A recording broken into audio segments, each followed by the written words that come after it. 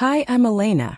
I showed up with birthday cake in one hand and found my paralyzed father-in-law, Robert, alone chewing a cold slice of pizza while my husband and his mother laughed from a beach in Hawaii. Have fun taking care of the cripple, they said. Then Robert stood up from his wheelchair and whispered, "It's showtime." Ever been the one who stayed behind only to discover you were set up to clean their mess? Before we dive in, tell me, where are you listening from and who's the person that never walks away? I pulled up to the Harrington house at 4:45, engine ticking as it cooled in the damp October air. The cul-de-sac was so still I could hear the neighbor's wind chime counting the seconds. One hand gripped the grocery store cake on my passenger seat. The other squeezed a card I'd signed 3 different times. Unsure how formal to be with a man who used to call me kiddo before life shoved him into a wheelchair.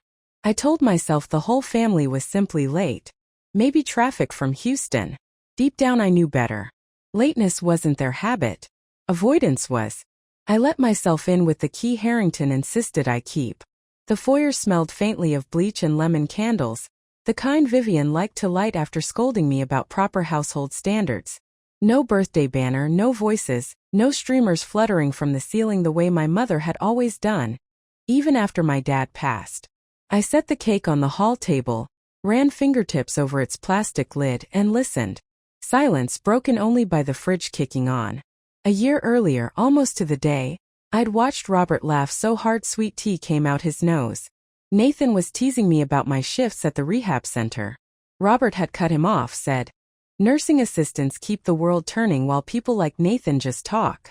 That was the last full laugh I'd heard before the stroke. Since then my husband's teasing hadn't softened, only grown snide, and his mother's polite smiles had chilled into thin ice. Robert alone kept asking if I was sleeping, if the night terrors after the miscarriage had eased. He'd fought in Jianong. Maybe he recognized a different kind of shrapnel. I carried the cake to the kitchen. Halfway there I stopped short. On the butcher block island sat a single slice of pepperoni pizza.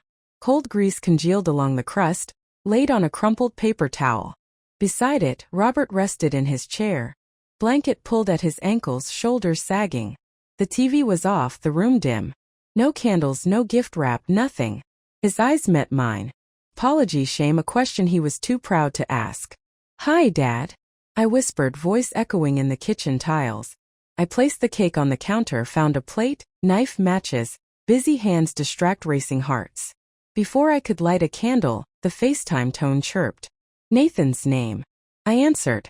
The screen exploded with sunset, fiery reds and golds, and the sound of surf. Nathan lounged against a tiki bar, a neon drink sweating in his hand. Vivian leaned into the frame, hibiscus tucked behind one ear. "Oh good," she sang. The nurse showed up. Nathan smirked. "Hope you're enjoying babysitting the..." We figured he wouldn't notice we're gone. Vivian clinked her glass against his. "He won't even know it's his birthday. Just keep him upright, Elena. Try not to break anything." I steadied the phone on the counter. Robert's jaw quivered. "You left him alone," I said, barely hearing myself. Nathan shrugged. "He's got you. Besides, Hawaii was on sale. End of season, you know." Their laughter spilled through the speaker. Something in me cracked. Not loudly. More like fabric tearing under slow force. I pressed in, placed the phone face down. My palms were sweating. I stared at the lonely slice. Grease glistened under the overhead bulb. I thought of the casseroles I'd prepped during Robert's therapy weeks. How Nathan joked to coworkers that his wife played pretend chef. I laid a fresh napkin over the slice, smoothing the edges as if tucking in a child who'd never been wanted. A chair squeaked. I turned. Robert's blanket slid to the floor. One foot, then the other touched tile. Muscles in his calves twitched. He gripped the armrest, eyes locked on mine. Pleading for secrecy or daring me to speak, I couldn't tell. Inch by deliberate inch, he levered himself upward. First a crouch, then against every memory I had of his limp body. He stood, frail, yes, but not broken. My breath caught like paper in a fan. He wobbled, steadied, drew a breath that filled the room with something electric. For a full second my lungs forgot how to work. The man the doctors labeled immobile stood there. Cheeks flushed, shoulders squared beneath that old marine issue flannel. I sputtered. You can walk." He lowered himself back into the chair with deliberate care, as though easing porcelain onto a shelf. Walk is generous, he muttered, catching his breath. Shuffle is closer, but it's enough.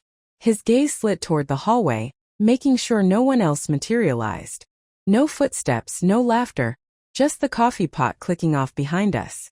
I knelt so my eyes were level with his. How long? Since early summer, he said. Started with 10 seconds at a time when they were out shopping. Added 5 seconds every week. His lips curled, half proud, half ashamed. I kept the tremor on purpose. Makes them underestimate me. My mind sprinted through the last 4 months. Vivian insisting Robert needed stronger sedatives. Nathan moving yoga equipment into the guest room. Since Dad never uses it. All that pity, all that scorn.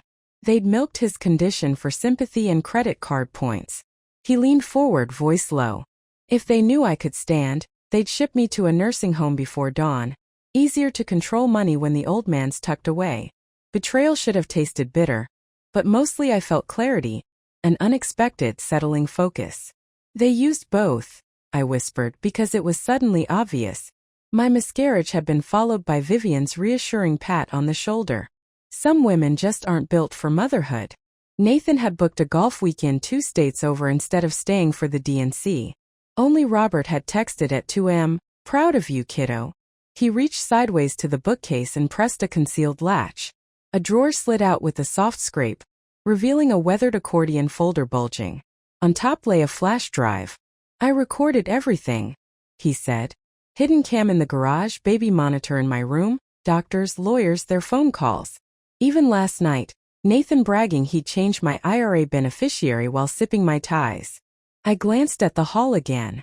Why show me? Because you still show up, he said simply. And because kindness without backbone gets trampled. I've asked too much silence of you already. The folder was heavier than it looked. Bank statements, medical charts marked discontinued meds. In red, notarized letters revoking power of attorney from Vivian months ago. They never noticed, he murmured. Too busy planning cruises. My pulse thudded, years of swallowing insults, of telling myself, keep the peace. It collapsed in a blink. I pressed a palm over his liver-spotted hand. Then let's give them a birthday gift they'll never forget. He managed a rusty chuckle. That's my girl. The grandfather clock chimed 7 from the dining room. I helped him settle, double-checked that the baby monitor light blinked red. Still recording, and locked the drawer. On the counter my phone buzzed. 3 texts from Nathan. Where'd you put Dad's meds? Cake. Good. Send a pic of the old man for the gram, babe. I powered it off. Outside, dusk had given way to a syrupy darkness. Street lamps flickered on as I eased into my aging Corolla. The passenger seat smelled of frosting and regret. I didn't turn the radio on. I let the engine hum while my thoughts rearranged themselves. No tears tonight. Just the slow realization that the version of me who apologized for existing had stayed in that kitchen. Halfway home, a notification flashed on the dash. Voicemail from Nathan, voice tight with suspicion. I ignored it. The subdivision entrance appeared. Familiar yet oddly brighter. As if the night approved of my mutiny. At the driveway I killed the engine, lingering in the hush. House windows glowed warm, but I stayed put, listening to cicadas, saw the air, feeling the steering wheel beneath my fingertips. Steady, sure, the woman who had driven away from hospitals alone was still there. But she wasn't alone anymore. I stepped out, gravel crunching under flats, and looked up at the moon. Not just a witness, I told the quiet street. Part of the storm. Morning crept in while the phrase part of the storm still echoed like a drumbeat in my chest. I'd slept maybe 2 hours, but adrenaline made coffee unnecessary. By 6 I was on the highway, pink dawn reflecting off the windshield. I didn't text Nathan a thing. Let him guess why his automatic location ping showed my phone back at his father's place. Steering onto the familiar driveway, I felt the first spark of ownership, as if the cracked concrete already knew it would soon answer to someone else. Robert waited in the doorway, robe belted, posture straighter than any physical therapist would believe. He tipped his chin toward the garage. We'll need a step stool. That was all. No good morning, no small talk, just mission tempo, the kind of clipped efficiency he probably used in the jungle half a century ago. Cobwebs hung from the rafters when I clicked on the fluorescent strips. The smell, old paint, two-cycle fuel, forgotten Christmas wreaths wrapped around us. Nathan never let me linger here, said this was guy stuff. Funny how masculinity required a padlock. Robert guided me to the far wall. Tapped a drywall seam I'd never noticed. False ceiling panel, he whispered. Push up and slide. Balanced on the stool I shoved. Flakes of plaster rained down and a metal lockbox thunked onto my hands. Inside, 3 palm-sized cameras and a battered external hard drive jostled against each other. They forgot one thing, Robert murmured. I was trained to document enemy movement. We carried the loot to the basement office. An unfinished room Vivian called the dungeon. Dust coated every surface because no one bothered to clean a space only Robert used. I set the drive on the desk, booted the dusty tower PC. The monitor blinked alive, revealing a dated operating system, but enough to load the files. Footage filled the screen. Time-stamped clips, each labeled by hand. Robert tapped June 12th, kitchen. Vivian's voice crackled through tiny speakers. If he drops dead before July, I swear I'll take a cruise in his honor. My stomach flipped, yet I clicked the next file anyway. Nathan leaned over the wheelchair, whispering so sweetly the microphone barely caught it. Stay alive till the refinance clears, old man. After that, no promises. Clip after clip rolled. Talk of selling heirloom rifles, draining retirement funds, forging signatures. Then one from just 2 nights earlier in the garage. Nathan, tipping back beer, bragged to Vivian about erasing me from Dad's debit card. She's useful, picks up prescriptions, keeps the lights on, but once we move him to Meadowbrook we ghost her. Simple. He toasted to the plan. She clinked. I froze. Hands fisted so hard my nails dug crescents into my palms. Cost-sharing, groceries, Nathan's so-called business conferences. I paid for half of it on the same card he just canceled. Robert's jaw tightened. They strip us piece by piece, he said, voice low. First dignity, then money, finally memory. I inhaled, steadying myself. We have proof. But will it matter without the rest? He reached for the desk drawer, produced a ring of tarnished keys. There's more buried upstairs. Files I hid when my handwriting still looked steady. Beneficiaries, asset transfers, passwords. His eyes pinned me. What's up there might change everything. Then let it. I pocketed the keys and headed for the attic stairs. Hardwood creaked under each step. Insulation dust floated like snow in the narrow beam of my flashlight. At the back, a dented filing cabinet crouched behind suitcases. The middle drawer resisted, metal groaning, but finally slid open. Inside lay folders the color of cigarette smoke. The first tab read, Amendment Beneficiary Change. I checked my phone. 2 days until their return flight. Plenty of time if I worked faster than panic. Knees trembling, I flipped the folder open. Robert's signature beside a witness seal dated last March. The new beneficiary line glowed in faded ink. Elena E. Harrington. A shiver, part vindication, part grief, ran the length of my spine. Not once had Nathan mentioned this change. Of course not. He probably planned to shred it once Robert accidentally misplaced the document. A floorboard creaked downstairs. Robert called up. You all right? Better than all right, I answered, hugging the folder to my chest. I think we just found the backbone of our case. Yet something in me knew this was merely the first layer. Cabinets rarely guard only one secret. Clock on the wall read 11. Sunlight filtered through attic vents, dust motes swirling like unsettled ghosts. 2 days. I slid deeper into the cabinet, searching for anything that could dismantle their story once and for all. I thought I was helping him dig up the past, but what we uncovered, it was far from over. The attic smelled like cardboard and cedar dust. I sat cross-legged on the creaky floorboards, the light from a narrow skylight slanting across the folder I just pulled out. Its edges were frayed, but the label was clear. Amendment. Beneficiary change. My hands weren't shaking, but something in me was, like the calm before the kind of storm that doesn't come with thunder. Just truth. I unfastened the rusted clasp, expecting, I don't know, a draft, a note of intention. But this was a fully executed document, signed, notarized, stamped, and then my breath caught my name. Elena Harrington, sole caretaker and executor of the estate. Not Vivian, not even Nathan. Me. There was no way this was a mistake. It had Robert's full legal name, his signature, and a date from just over 6 months ago. I looked over the notary seal. It was real. I'd done enough mortgage paperwork to recognize a valid signature. No trickery here. As I lifted the last page, a single sheet of lined paper fell into my lap. It was yellowed and folded into fourths, ink slightly smudged. Asterisk, if you're reading this, it means I still trust you. Not because you're perfect, but because you never treated me like I was less than human. If anything happens to me, if I disappear, if I fall silent, this document is your light. Show it to them. Let them choke on the truth. Asterisk, it wasn't signed, but it didn't need to be. I pressed the note to my chest for a moment, then slipped both the legal pages and the handwritten one back into the folder. The house creaked below. Maybe just settling. Maybe not. Either way, I moved carefully down the attic ladder, stepping softly on each rung, folder in hand like it held the weight of justice. Robert was in the kitchen, his chair positioned by the open window, the breeze ruffling the edge of the newspaper on his lap. His eyes flicked to me, then the folder. I didn't say a word. I just handed it to him. He opened it, scanned the front page, and closed his eyes. I thought they might have burned it, he said quietly, almost to himself. They found the copy I kept in the bedroom safe, but not this one. I crouched beside him. They tried to make you change it. His laugh had no humor. They threatened to let me rot.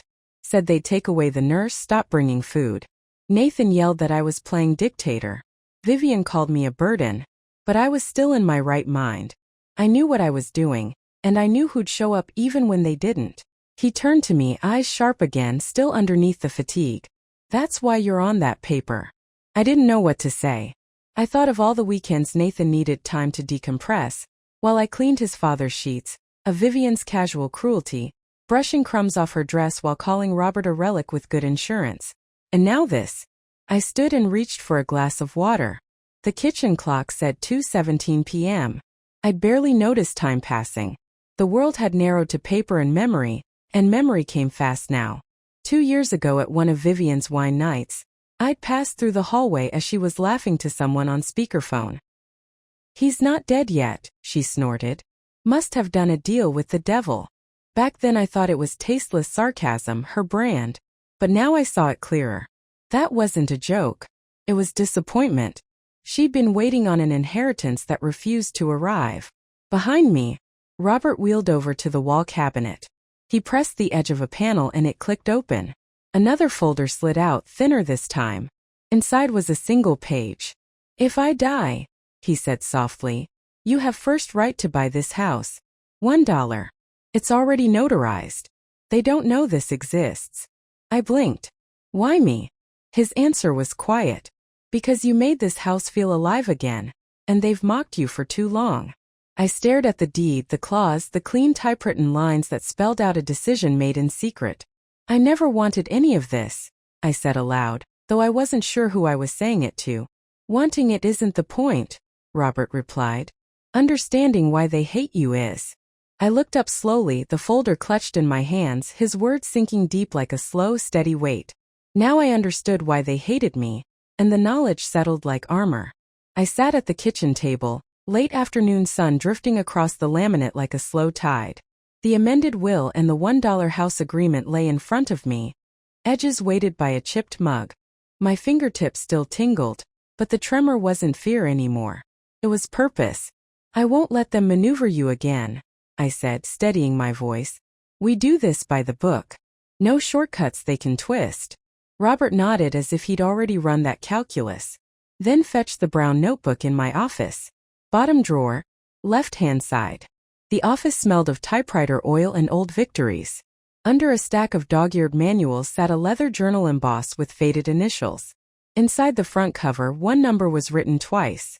Once in ink, once in pencil, as if to remind whoever held it that the digits mattered more than the paper.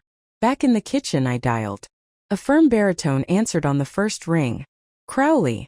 This is Elena Harrington. Robert said you might be expecting my call. A brief pause, then warmth. Ah, the daughter-in-law who still shows up. Put my old friend on, would you? Robert took the receiver, exchanged pleasantries in a code of shared battles I couldn't fully translate. References to via hearings, a fishing trip that doubled as reconnaissance. Then he handed the phone back. Crowley said, "I filed that will the week Robert signed it. County records are immutable. They can howl, but they can't erase ink that's already dry. More important, I hold the original trust from '09. If a physician clears Robert to manage his affairs again, full authority reverts to him and by extension, to you as his designated agent. I'll drive up tomorrow with certified copies." Relief flooded me. Hot and unexpected. "Thank you, sir. I'm just the mechanic," he replied. "You and Robert are the engine." The line clicked off. Robert rolled to the pantry cabinet, reached behind canned peaches, and produced a miniature safe. The key he'd pressed into my palm earlier fit perfectly. Inside, neatly bound packets. Life insurance payouts, brokerage statements, a revoked power of attorney signed 3 months after his so-called stroke. Nestled between ledgers sat a photograph, our wedding day. Robert in his dress blues, Nathan stiff beside him. Vivian turned 3/4 from the camera so her forced smile wouldn't crack. Robert tapped the image.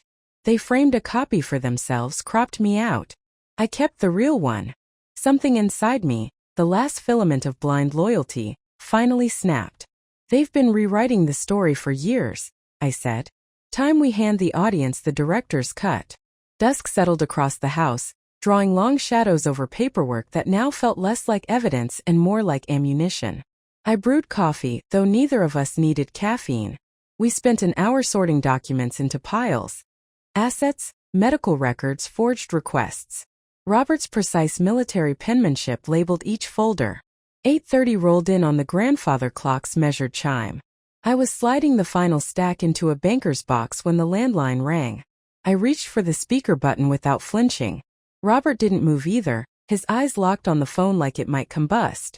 "Hey there, birthday boy." Nathan's voice slid through the line, syrupy and smug. "How's the party? You and the maid cut the cake yet?" In the background, Vivian cackled like it was the best punchline she'd heard all week. "Maybe she lit a candle on a pizza slice," she added, barely able to breathe from laughing. I didn't say a word. I wanted them to keep going. I wanted them to feel safe, stupid, and smug just long enough to hang themselves with their own words. Then Robert leaned forward in his chair and spoke, steady, sharp, and far too lucid for their comfort. "Hello, son." The line went quiet. "Dad." Nathan's voice dropped half an octave. "You're, standing?" Robert's tone didn't shift an inch. "That's not your concern. But your inheritance, that might be."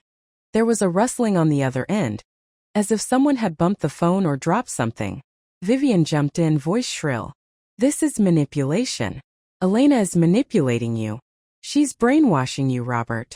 I stepped in smoothly, opening the folder that had been sitting on the table beside me. "Actually," I said, "I'm executing the responsibilities given to me under a legally binding durable power of attorney, signed by Robert Harrington and notarized 6 months ago. The attorney of record is Mr. Daniel Crowley." Silence again, then Nathan. "What are you talking about? You're not even family." I cut him off flatly. "According to Robert's will, which your mother conveniently never told you about, I am. In fact, I'm the only one listed as successor trustee." Robert nodded toward me like a silent endorsement. His eyes were calm but cold, the kind of cold you only earn after a lifetime of betrayal. Vivian huffed, audibly frustrated. "This is absurd. We already changed the locks on the vacation house in Big Bear. We've been cleaning out all that antique junk, making space. You know, that place needed an upgrade anyway." I felt my hands tighten on the arms of my chair. That house was in the irrevocable trust. Their arrogance had just confessed to theft on a recorded line. "You sold items from a property held in trust," I said, voice still level, but now with a heat beneath it. "That's not just rude. It's criminal." "You can't prove anything," she spat.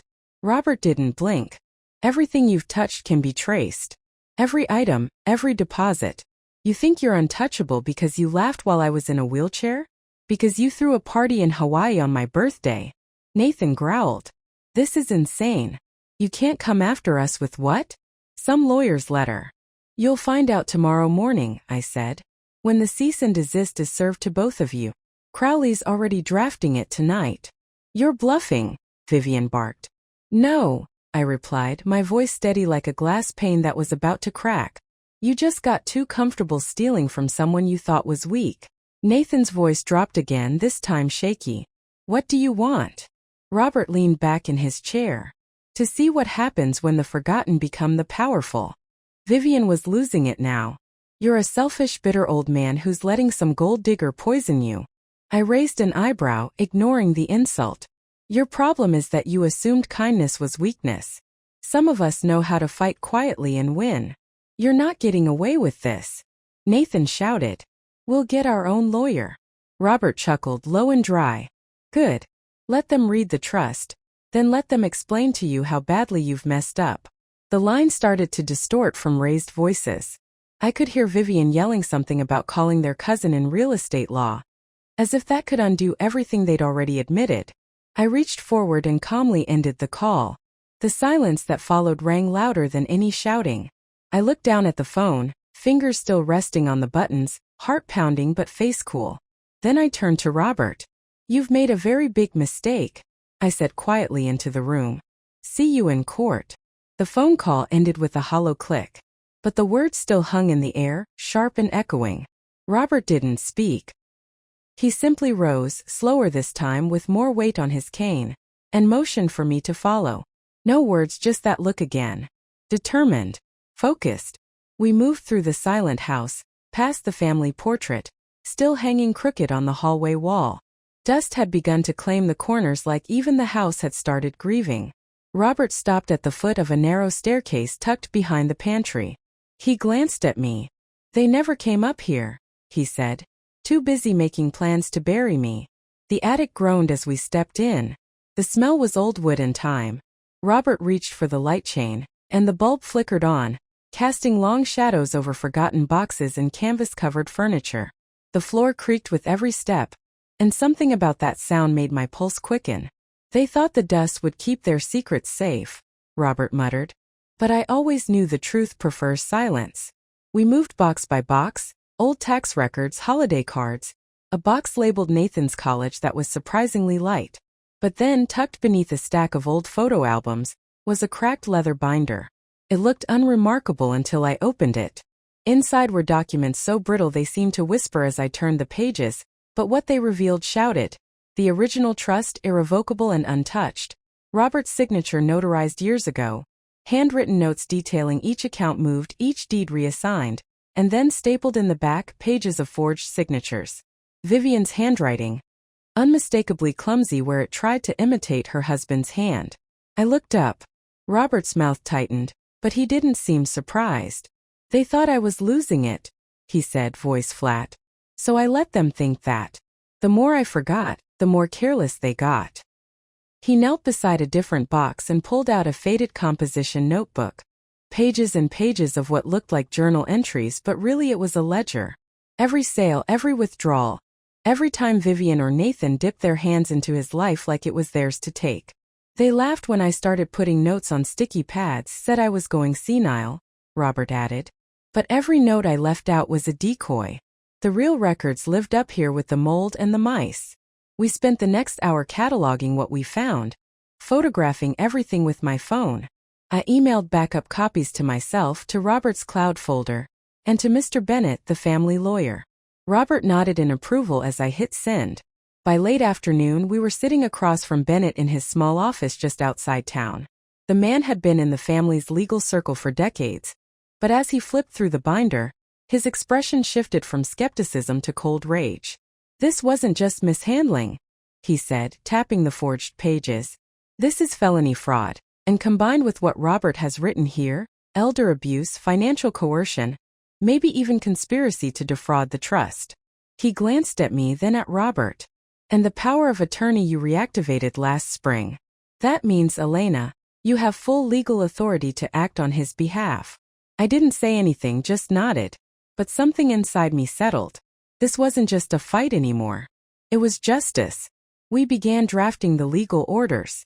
Bennett dictated while I typed, freezing any asset transfer requests, halting sales, placing liens on accounts. Robert reviewed each document like he was reviewing battle maps. And when we got to the list of antiques sold from the vacation property, I added a formal reversal notice to each. Those items were never theirs to sell. And now legally that was clear. It was dark when we got back to the house. Robert moved slower now, the day having taken its toll, but his grip on his cane was firm. He led me into his study, opened a drawer that stuck halfway, then reached behind it. Something clicked. Out came a manila folder different from the rest, cleaner, newer. He held it out to me but didn't open it. "This," he said softly, "is what they'll never expect." I stared at him. "What is it?" He just smiled, tired but triumphant. "And you're the one who will deliver it." I walked into the courtroom with Robert's folder pressed tightly to my chest, the seal still unbroken. My heels echoed louder than I expected against the marble floor. Nathan and Vivian were already seated at the long table up front, smirking like they were watching a second-rate sitcom. Vivian tossed her hair and muttered something to their lawyer, who gave me a dismissive glance. But then his eyes caught the folder. His whole body stiffened, the smirk melted, and suddenly it was quiet. I handed the folder directly to the judge's clerk, who received it with a nod and immediately brought it to the bench. The judge, a woman with eyes sharp enough to peel wallpaper, leaned forward as the seal cracked. "Proceeding to supplemental document review," she said, her voice clipped. "Introduced by party Elena Harrington under advisement of the estate's primary testator, Mr. Robert L. Harrington." I took my seat. Nathan shot me a glare. Inside the envelope, page after page bore Robert's unmistakable scrawl, but the document that broke the room's breath came 2 pages in. An amended clause from 6 years ago, notarized, time-stamped, and legally airtight. The judge read aloud, "All named heirs shall forfeit their claim to any estate distributions, financial or material, if they fail to demonstrate continued moral fitness, presence at familial milestones, including but not limited to medical emergencies, birthdays, and end-of-life decisions. Malicious neglect and absence constitute grounds for permanent disinheritance." The silence snapped. Gasps. A woman in the second row slapped a hand over her mouth. A court reporter let out a whispered, "Oh wow." Even a cameraman from the local news station straightened in his seat like he just realized this wasn't some probate routine. It was history. Vivian's voice sliced through the moment. "This is ridiculous. That's coercion. He was old. He didn't know what he was doing." The judge barely blinked. "The document predates your argument. And I have here a video deposition from 3 days ago submitted directly from the care facility." The screen lit up at the front of the courtroom. There was Robert, upright, eyes clear. "I know exactly what I'm doing," he said in the video. "They left me alone on my birthday, called me names, laughed while I sat with a slice of pizza, and no one to blow out candles. That isn't love. That's cruelty hiding behind the mask of family." The clip ended. The courtroom stayed silent. My eyes drifted to Robert in the gallery. His hand rested firmly on the arm of his wheelchair. He met my gaze and gave me the smallest nod. We weren't just making a point. We were setting a boundary that should have been drawn long ago. The judge looked down at Vivian.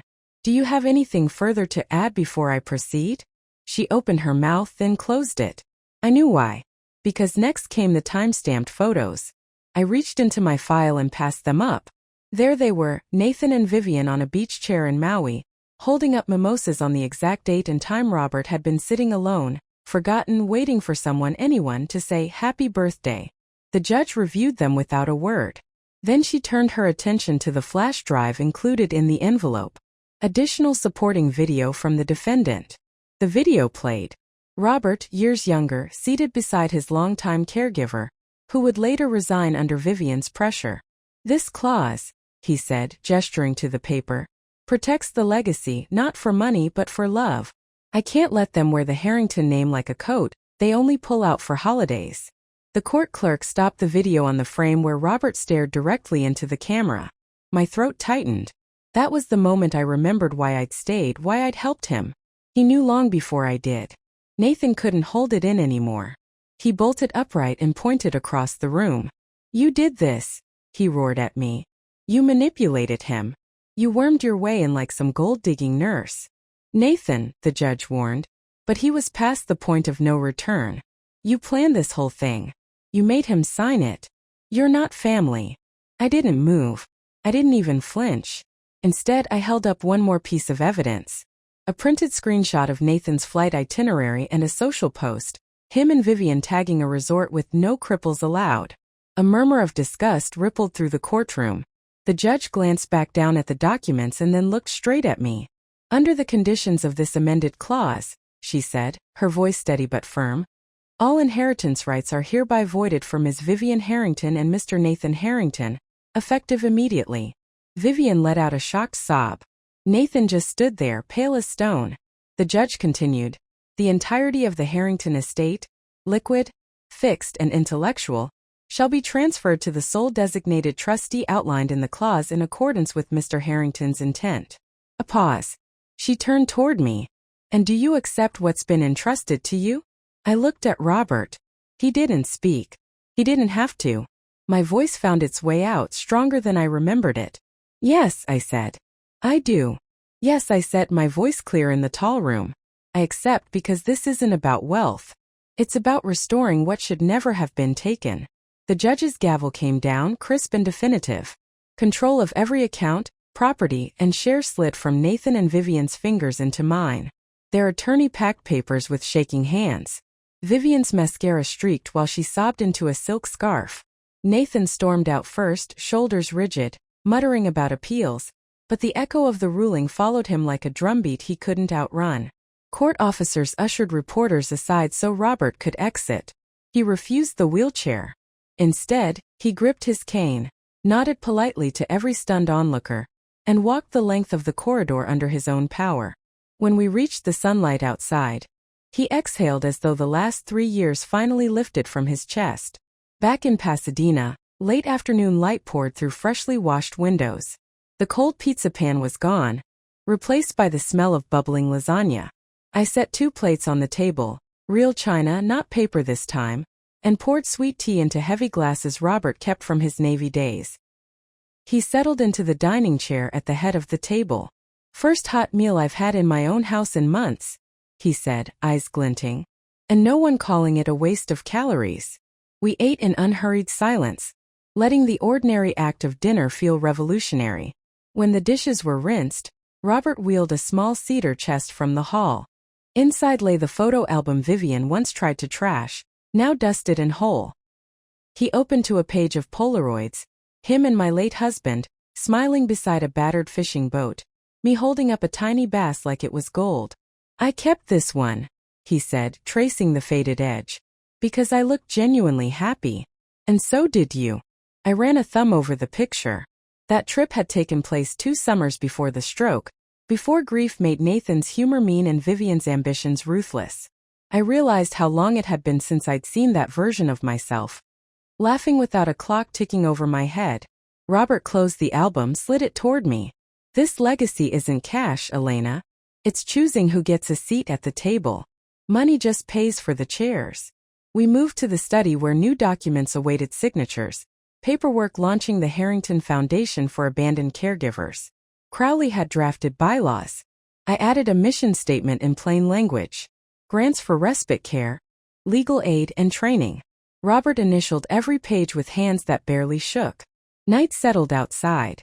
Porch lights clicked on up and down the street. Families finishing dinner. I stood by the window, watching shadows stretch across the lawn Nathan once promised to sod but never did. Maybe I'd plant lavender next spring. Robert spoke behind me. "Blood doesn't prove love. Presence does." I nodded. Sometimes the family that matters is the one that stays when things go quiet. We recorded a short video for the foundation site. Robert explaining the clause, me inviting viewers to share their own stories. As I pressed stop, he asked, "You ready for people to know everything?" "Truth is lighter than lies," I answered, surprised by my own steadiness. Before bed, I set one last place at the dining table, an empty chair across from mine, a reminder that someone somewhere is always arriving late to understanding, and that seat will stay open in case they decide to change.